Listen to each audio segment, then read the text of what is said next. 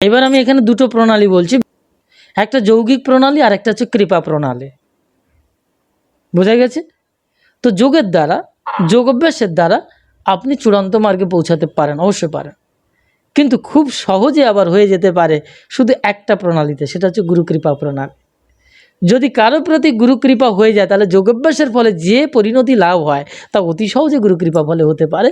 যে জিনিসটা আমার ব্যক্তি জীবনে প্রস্ফুটিত হয়েছে, আমার জীবনে কি সাধন ভজন আছে আমি জানি না, তপস্যা আছে কি জানি না, কিন্তু সেগুলো তো অনেক কঠিন কি বাদ, অনেক কিছু কঠোর জীবনযাপন করতে হয়েছে, কিন্তু সেগুলো জিরো মনে হয়েছে, গুরু কৃপার কাছে জিরো মনে হয়েছে। গুরু কৃপার ফলে যা লাভ করেছি তা অতুলনীয়, যা এখনও সত্যি প্রশ্ন করতে ইচ্ছে করে যে এটা কি প্রকারে সম্ভব হয়, সত্যি কি এগুলো হয়েছে? কিন্তু এটা সত্যি যে গুরু কৃপা বলে অনেক কিছু অনেক কম সময়ের ভেতর হয়ে যেতে পারে। এটা সহজ প্রণালী। এই জন্য যারা গুরুতে, শ্রীগুরুতে, সদ্গুরু শ্রীগুরুতে যারা আস্থাভাজন, আস্থা রেখেছেন, তাদের পরমাত্মার বিকাশ লাভ করতে বেশি দেরি হবে না। অর্থাৎ আত্মস্বরূপ লাভ করা, আপনি যে কে সেটা জেনে যাবেন, এটা হচ্ছে বিষয়। হ্যাঁ, মহাকাল মানে এটা আসলে গুরুদেবকে চিনতে পারিনি এতদিন, মানে জন্মের মাধ্যমে বাবার মাধ্যমে। এতদিন কি এখনো চিনতে পারেননি? গুরুকে চেনা যায় না, গুরুকে চেনা এত সহজ নয়। গুরুকে গুরুকে আপনি এখন একটা স্বরূপে জানছেন, এই মুহূর্তে যে অনুভবটা হয়েছে সেটা আপনি এতদিন ধরে যা চিনতে পারলেন না, তার যতটুকু এখন চিনলেন সেটা একটা স্বরূপ, একটা কণা। এইভাবে আপনি পরবর্তী সময় ওয়ান আফটার ওয়ান অনুভবের মাধ্যম দিয়ে অনন্ত ধারায় তার স্বরূপকে দেখতে পাবেন, তখন হয়ে উঠবে আপনার শ্রী গুরুদেব অনন্ত স্বরূপে। এই দেখুন একটা কথা বলি গানের পরিভাষায়, প্রভু কি দেব তোমায়, আমার একটা গানের কম্পোজিশনে আছে, প্রভু কি দেব তোমায়, যা কিছু পেয়েছি সে তো তোমারও দয়ায়, প্রভু কি দেব তোমায়। এক বুক যমুনা আছে, প্রভু এক বুক যমুনা আছে, সেই হলো সুখ আমার যে বিরহে বাছে, সে কুল ব্যাকুল ওই চরণ ছোঁয়ায়, প্রভু কি দেব তোমায়। আপনি আমি সবাই ভাবছি আমি বোধহয় জেনে ফেলেছি, ধরে ফেলেছি, কিছু একটা করে ফেলেছি, এটাও আবার একটা অহংকার, এটাও এখনও শুদ্রত্ব আসেনি। শুদ্রত্বের যখন পূর্ণত্ব আসবে তখন এই ভাবটাই আসবে, যা কিছু পেয়েছি সে তো তোমার দয়ায়, প্রভু কী দেবো তোমায়।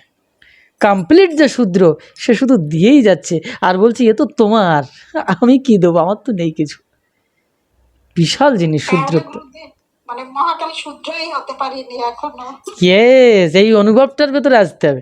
তারপরে দেখুন এই জন্য বলছেন এখানে শ্রী রাধিকা বলছে এক বুক যমুনা আছে, আমার শুধু একটা বুক যমুনা আছে, আমার যে বুক আছে সেই বুক যমুনা, প্রভু সেই হলো সুখ আমার যে বিরহে বাঁচে, ওটাই আমার সুখ, কিন্তু সে প্রতিনিয়ত বেঁচে আছে বিরহের মাধ্যম দিয়ে।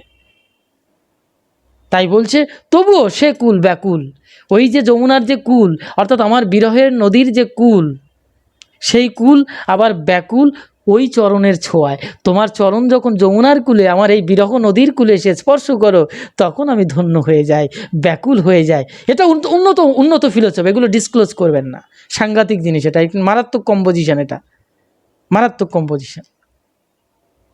আমার বলতে শুধু বধূ তুমি, তুমি বিহনে আমি ধুধু মরুভূমি, তবে কি দেব আমি। আমার বলতে শুধু বধূ তুমি, তুমি বিহনে আমি ধুধু মরুভূমি, আমি শুধু ধুধু হাহাকার শূন্য, আমার কিছু নেই, সেখানে একমাত্র তুমিই আছো আমার বলতে, আর তো কিছু নেই, তবে আমি তোমায় কি দেবো আবার। যদি হয় হৃদয় বেদি প্রভু, যদি হয় হৃদয় বেদি মরমই আসে তো, মরমে যে মর্মভেদী তার কাছে কি আছে বিনা তোমার সহায়।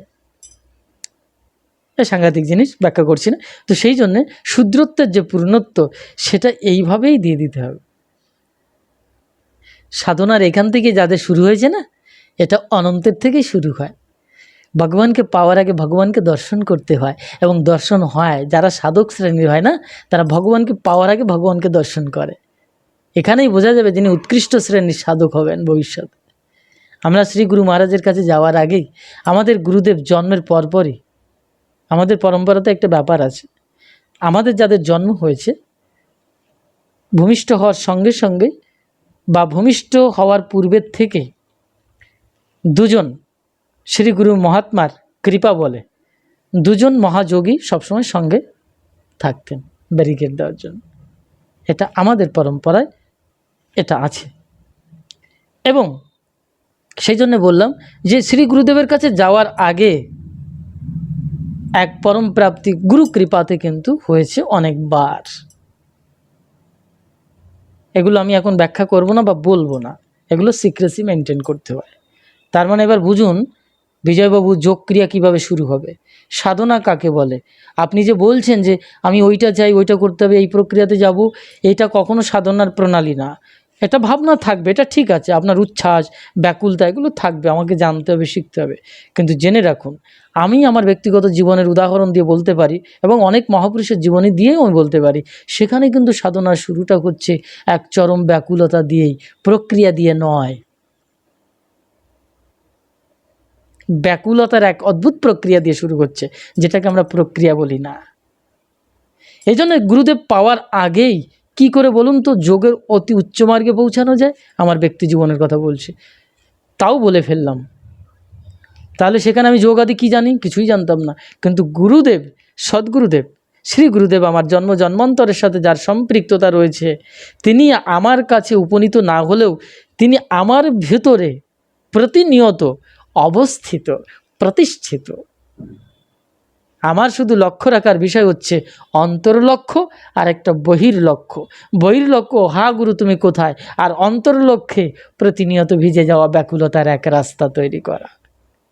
আবেদন, নিবেদন, অ্যাপিল, অনুনয়, বিনয়, বিনম্রতা, সমর্পণ, আকুলতা, ব্যাকুলতা, এখান থেকে সৃষ্টি হয়ে যায় অন্তর্লক্ষ্যের মাধ্যম দিয়ে, অন্তর্দৃষ্টির ভেতর দিয়ে আপনার ভেতরে এক অদ্ভুত সাধনার অন্তর্প্রাণায়াম শুরু হয়ে যায়।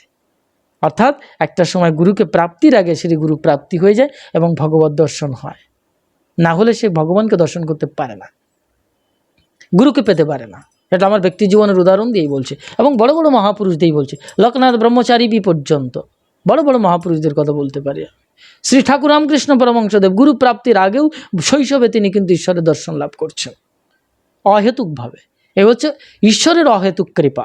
জীবনে আপনার প্রথমে অহেতুক কৃপা লাভ করতে হবে। এই অহেতুক কৃপায় আপনার জীবনকে পূর্ণত্বের দিকে নিয়ে যেতে পারে। আর যাদের জীবনে এই অহেতুক কৃপা প্রতিষ্ঠিত হয়নি, অর্থাৎ এই অহেতুক কৃপা প্রমাণিত হবে কী করে, যখন আপনার ভেতরে চরম ব্যাকুলতা কাজ করতে শুরু করবে, জীবনের চরম উন্মাদনা, মৃত্যুর দিকে ধাবিত হতে ইচ্ছে করবে, আর পারছি না সহ্য করতে, তখন বিজয়কৃষ্ণ গোস্বামীর মতো তিনি, এটা নামটা বলছি বটে, নামটা গোপন রাখতে হবে, তিনি গুরু প্রাপ্তির আগে আত্মহত্যা করতে গিয়েছিলেন জলের ভেতরে, নদীতে। জানেন কি না? তাহলে কে আবার বলে ফেললাম, যারা জেনে গেছেন কিছু মনে করবেন না।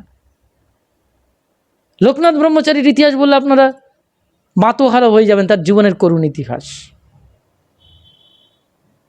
এরকম সব আছে। সুতরাং জীবনের প্রথম চাই ঠাকুর শ্রী রামকৃষ্ণ পরমহংসদেবের পরিভাষায় ব্যাকুলতা। Spiritual aspiration is the way of self realisation. আত্মদর্শনের মূল স্তম্ভ ব্যাকুলতা, আধ্যাত্মিক ব্যাকুলতা, আধ্যাত্মিক বাসনা। আগে তো এই টানটা আসতে হবে ঈশ্বরের প্রতি, গুরুর প্রতি। যদি সত্যিকারের এই নিবেদন এসে যায়, সমর্পণ এসে যায়, তখন সেবা সৃষ্টি হবে, তখন সেবা করতে মন ইচ্ছা করবে, তখন মনে হবে আমার সব দিয়ে সেবা করি, আমার যা আছে, আমার তো কিছু নেই, কিন্তু তখন মনে হবে আমার শরীর, অঙ্গ প্রত্যঙ্গ যা কিছু আছে, টাকা পয়সা, ধন সম্পত্তি, আমি সব দিয়ে দেবো তোমায়, আমি সব দিয়ে দেবো। না দিতে বলে শান্তি পাচ্ছি না, দেওয়ার পরে বলবে কিছুই দিতে পারলাম না। কিন্তু কিছু গুরু চাইবে না। আমাদের শ্রী গুরুদেবকে পেতে গিয়ে আমরা কোটি কোটি টাকা দিয়েছি নাকি? আমি তো গুরুদেবকে পাওয়ার আগেই সংসার ত্যাগ করেছি। 3.5 বছর আমি পাচাটা কুত্তার মতো ভারতবর্ষে ঘুরেছি, শুধু 3.5-4 বছর। তারপরে সে গুরু প্রাপ্তি হচ্ছে। তা গুরুকে আমি কি কোথার থেকে কী দেবো? আমি তো সব ছেড়ে কেটে, বাড়ি ঘর দোর, বাপ মা যা কিছু আছে সব কিছু ছেড়ে দিয়ে চলে এসছে। তারপর আমি গুরুকে তো দিন বেকার আমি কী দিয়েছিলাম? যেটা দিয়েছিলাম সেটা আমি ব্যাখ্যা করব। আমি এই শিক্ষা এবং এই প্রণালীটা আমার পরম্পরাতে যারা, আমার মহাকাল পরিবার ইনস্টিটিউটের সাথে যারা যুক্ত হয়েছেন, আমি তাদেরকে এই শিক্ষায় প্রশিক্ষণটা দিই। যারা এইখানে ফেইলুর হয়ে যায়, তারা চিরতরে ফেইলুর। এখানে কেন কোথাও প্রবেশ করতে পারবে না, জেনে রাখুন। মহাকাল ইনস্টিটিউটে যারা ব্রেক করেছে, আই এম শিওর তারা কোথাও জায়গা পাবে না, তাদের এখন রাস্তাই তৈরি হয়নি। আর আমার এখানে আসাটাও অনেক কঠিন, সবাই আসতে পারবে না। এটার মানে আমি নিজেকে অহংকার করে বড় মনে করছি না, কারণ সাধনার স্থিতি অনুসারে এই কথাটা বলতে বাধ্য হচ্ছে, আর কিছুই না। আমি কাউকে কখনো ছোট দৃষ্টিতে দেখি না, কিন্তু জেনে রাখুন, আপনি যদি সাধনার পূর্ণত্ব লাভ করতে চান তাহলে এই ডিসিপ্লিনগুলো কিন্তু জানতে হবে এবং এই রেগুলেশন মানতে হবে। ক্লিয়ার?